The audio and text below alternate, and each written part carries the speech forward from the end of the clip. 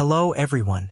On desolate midnight highways, when fatigue and loneliness are the only companions, the most terrifying stories are told.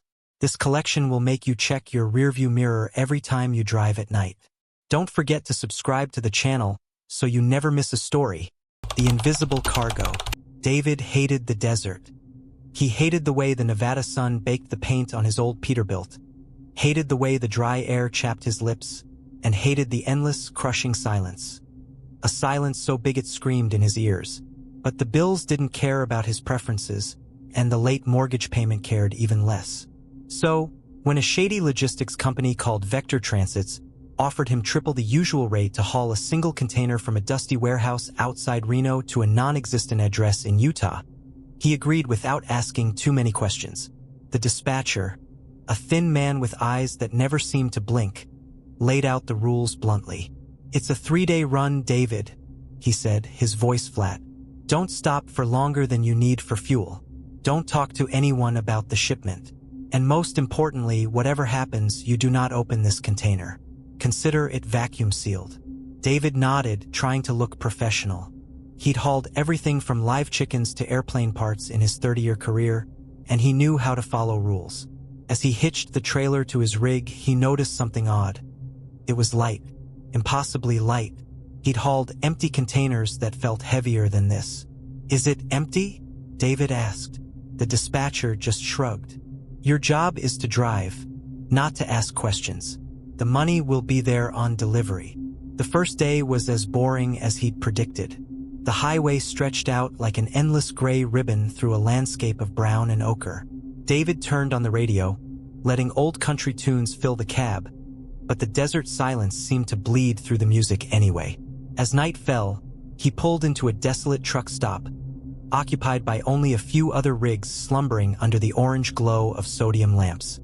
He was about to get a few hours of sleep in his cab when a faint sound kept him awake. Scrape, scrape. It was coming from the back, from inside the container. David sat bolt upright, his heart thumping. It had to be a rat or a squirrel that had snuck in before they sealed it. He told himself that, trying to push down the unease. But then he heard it again, clearer this time. It wasn't the frantic scratching of a small animal. It was rhythmic, deliberate, like a fingernail being dragged lightly across the metal floor.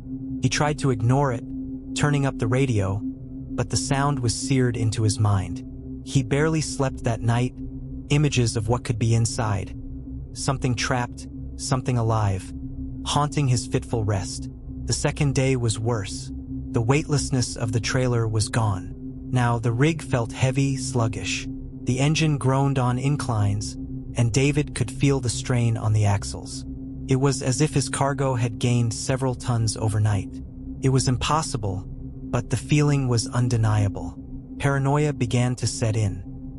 He found himself constantly glancing in his side mirrors, half expecting to see something. The shadows on the edge of his vision seemed to dance and twitch. Was it the sun playing tricks on him? Or was that a dark shape moving on top of his container? As the second night fell, he didn't dare stop. He kept driving, his eyes gritty with exhaustion, his body wired on adrenaline. The scratching had returned, but it was joined by a new noise. A low, heavy thud that came every few minutes, as if something immense was rolling from one side to the other. Each time, the entire rig would lurch violently, and David had to fight the wheel to keep it in his lane. "What the hell is going on?" he muttered to himself, a cold sweat trickling down his spine. He reached for his CB radio, his fingers fumbling over the channels, desperate to hear another human voice. All he got was static. It was as if he were the only person left on the planet. Then he felt it, a shift in weight so sudden and violent that the rig nearly tipped over. The tires on the right side screamed against the asphalt as David wrestled for control. He yelled, the sound torn from his raw throat. Whatever was in the container wasn't just moving, it was trying to get out. He could feel it, a malevolent, heavy presence slamming against the walls of its metal prison. That was the last straw. Panicked, David swerved onto the shoulder, the truck shuddering to a halt in a cloud of dust. Silence. The noises had stopped. For a moment, There was only the sound of his own ragged breathing and the ticking of the cooling engine. He had to know. He didn't care about the money anymore. He couldn't drive another mile with this invisible death at his back. Shaking, he climbed out of the cab, the cold night air of the desert hitting him. The sky was filled with stars, indifferent to his terror. He walked to the back of the truck, a large tire iron in his hand.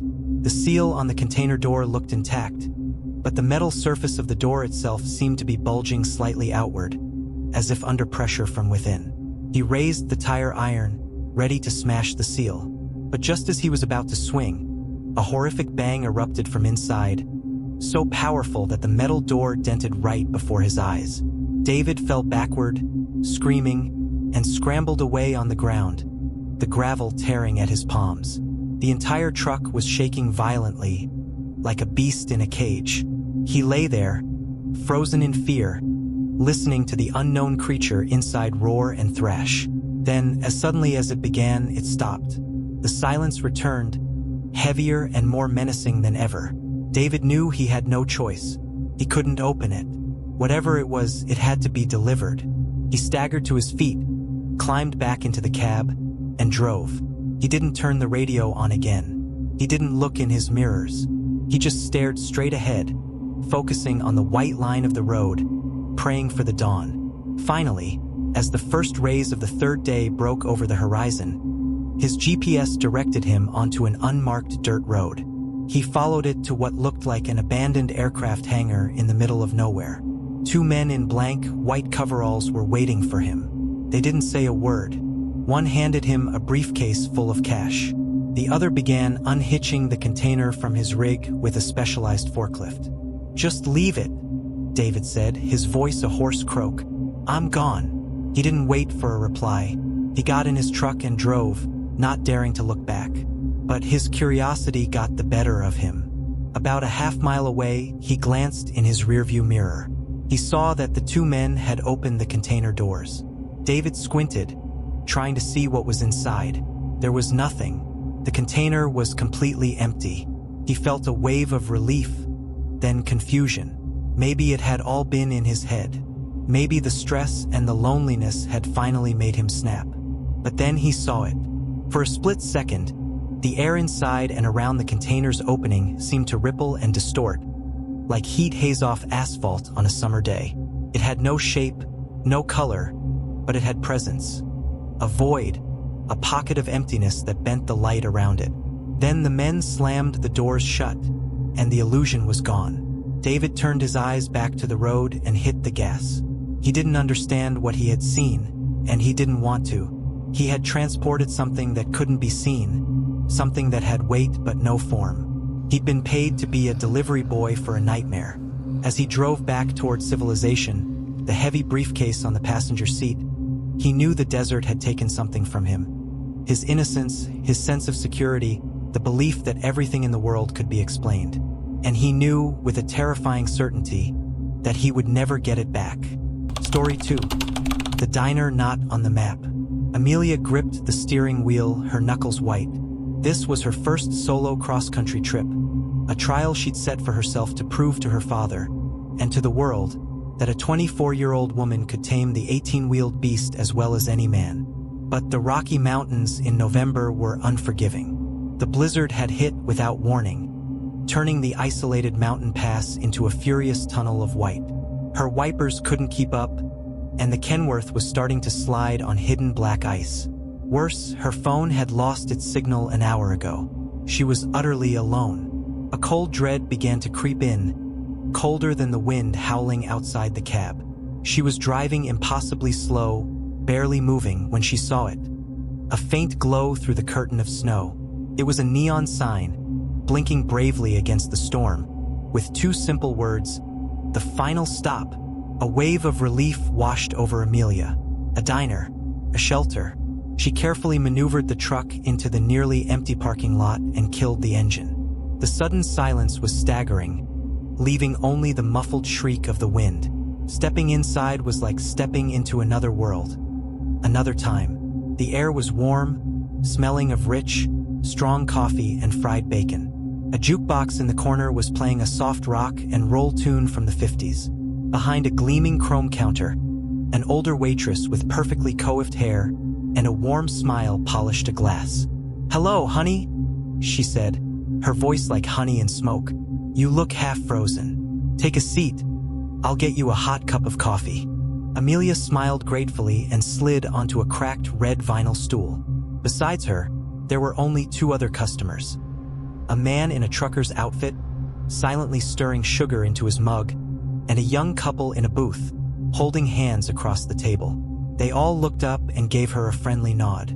"This storm is insane," Amelia said, cupping her hands around the warm mug the waitress, who introduced herself as Pearl, set before her. "I thought I was going to be stuck out there all night." "Oh, don't you worry about that," Pearl said. "You're safe here. The storm will pass. It always does."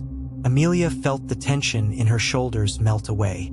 This place was perfect, maybe a little too perfect. She glanced at the menu resting between the salt and pepper shakers. The prices were bizarre. A steak dinner with all the fixings for $2. Coffee was a nickel. She frowned. It must be an old, decorative menu. She tried her phone again. Still no service. "Damn," she muttered. "I need to call my dispatcher. Phones never work too well on this pass, hon," the trucker at the counter said without looking up. His voice was low and steady, especially not in storms like this. "I guess so," Amelia sighed. "Well, I'll just wait it out here for a bit." Time passed strangely. The song on the jukebox seemed to repeat, but no one seemed to notice. The conversation was light and simple. They asked her about her trip, and she told them of her desire to be a trucker. They listened intently, nodding and smiling, but there was an odd vacancy in their eyes. By the time Amelia finished her third cup of coffee, she realized that none of the other patrons had moved. The trucker was still stirring his coffee, which must have been cold by now. The young couple was still holding hands, looking at each other with unchanging smiles. A sense of unease began to rise. "I think the snow's let up a little," she said, trying to keep her voice casual. "Maybe I should try to head out." "Oh no, dear," Pearl said quickly, her smile a little strained. "It's still much too dangerous. Why don't you stay for dinner? I'll make my special pot roast." "I really have to go," Amelia insisted, getting to her feet. She went to the door and grabbed the handle. It didn't budge. "It's stuck," she said, pulling harder. "The snow must have blocked it in," the trucker said. "It happens." Amelia felt a spike of panic.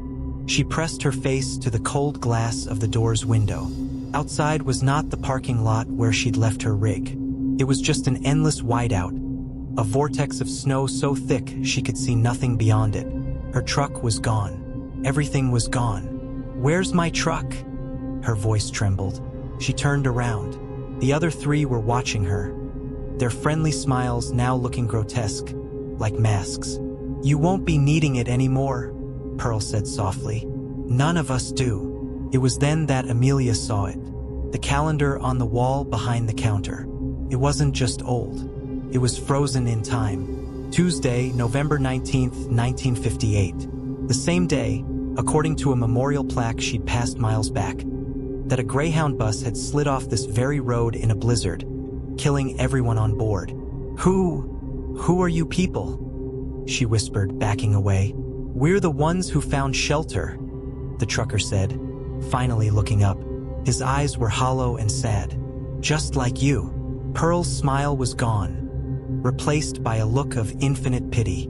Sometimes, when someone gets lost in the storm, they find their way here. This is the final stop, honey. Shelter from the cold. Forever. The door wasn't blocked by snow. It simply didn't lead anywhere. This diner wasn't a place on a map. It was an echo, a cozy trap for souls lost on the pass. Amelia looked at the faces around her. The waitress, the trucker, the lovers, and saw the horrible truth in their vacant eyes. They weren't her captors. They were her fellow inmates. 10 years later, a young driver named Ben was fighting his rig through a sudden blizzard in the Rockies. He was desperate, cold, and about to give up hope when he saw the faint glow of a neon sign. promising warmth and coffee. The final stop. He pushed the door open and shook the snow from his jacket. The diner was quiet, warm. Behind the counter, a young waitress with hollow, sad eyes looked up. She had a tired, fixed smile on her face. "Welcome," she said, her voice barely a whisper. "You look half frozen. Take a seat. I'll get you a hot cup of coffee." Story 3. The Whisper on the Radio Frequency. Marcus felt his 30 years of driving in his bones. Every jolt on this winding Appalachian mountain road seemed to echo through his weary vertebrae. This was the last run. After this one, he'd turn in the keys to his old Mac Anthem, collect his retirement check, and spend the rest of his days fishing and trying to forget the thousands of lonely miles behind him. Tonight, the fog was thick, a milky white curtain that swallowed his headlights, reducing the world to the 20 yards of asphalt in front of him. He hated this kind of weather. It made familiar roads alien and treacherous, hiding the hairpin turns and steep drop-offs for which Highway 129 was famous. To combat the oppressive silence, Marcus switched on his old CB radio. It was mostly for company, a habit from the golden age of trucking. Usually, it just produced static or the fragmented conversations of other drivers. But tonight, something else bled through. At first, it was just a faint whisper beneath the static, almost inaudible. Marcus twisted the dial, trying to tune it in. The whisper grew clearer. It was a voice, panicked and broken. "Can't see a thing. Sarah, can you hear me? The brakes are gone." Marcus frowned. The voice sounded close, yet strangely distant, like an old memory. Must be a bad signal from somewhere. "Fog's too thick," the voice continued, punctuated by a horrible screech of metal. "Oh God, that curve. I'm never gonna make." Then, a horrific sound of crushing metal, the shattering of glass, and then silence. Just the familiar hiss of static. Marcus shuddered. He'd heard about the wrecks on this road. It was called the Dragon's Tail, for a reason. He hoped whoever that was had gotten help, though it sounded far too late.